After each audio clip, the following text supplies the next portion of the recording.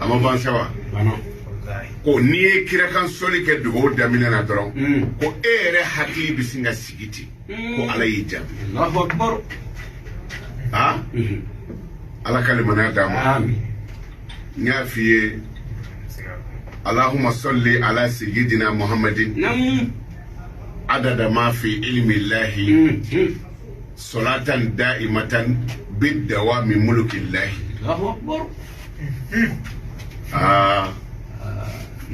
ni dangoro bado Allahu akbar ele ben fo ta foi ubini ne bara mogo jigi tikele ngwa Allahu ha imana ko damne bi free disika ta fanshiti hanni mogo ko ima nani wari mina ka bara kede ko nyongele bi dogo tigila achena o bijo Allahu akbar ni o dama tere sade hali musomi be na eden wolo doro abisa no be bala oduma cha ni sebe shebi wolon fla ni wolon fla nam e bi bani ngono do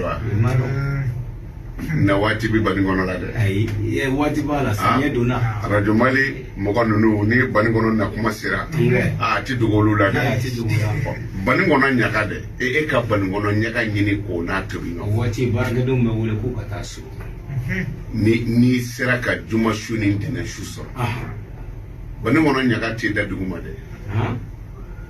njole yiri ko nye bani ngono nyaka mine galodo abita da fo yiri ba safe ipiji kuna kana da ka janyama boloto soro de ni ngo ibitime nu ya shuru chugo teme nye mana misenya chugo atika jikumbe ibitime ubito ko daila de ko ngomre findu donc kwa koledo taiko ke bajite ya taiko jese bikila na mafongo mele bledo afongo ngomele fido o wajibi de mo shi jole boloti bani ngono nyaka so Allahu akbar no dama falakila aya jandola ala kalimana dama lara mana gele tugo mo mi dumene be kireka solika no foya odo joyoro la jibrila e mi fo mikailu e mi fo israfila e mi fo azraila e mi fo joninga mogo min bi soli kireka dongo do sogoma sheta wula fe sheta saya yi soro ki to Allahu akbar ange do kanga jabi yoro min ada sogole do Allahu akbar do jabi kle o de kireka soli ni na ni jo liberty la ki bi do seka do ai ni kle ti bulu ti do mogo kanga do fon fenge pour que ala ki jabi folo ika soli kala kireka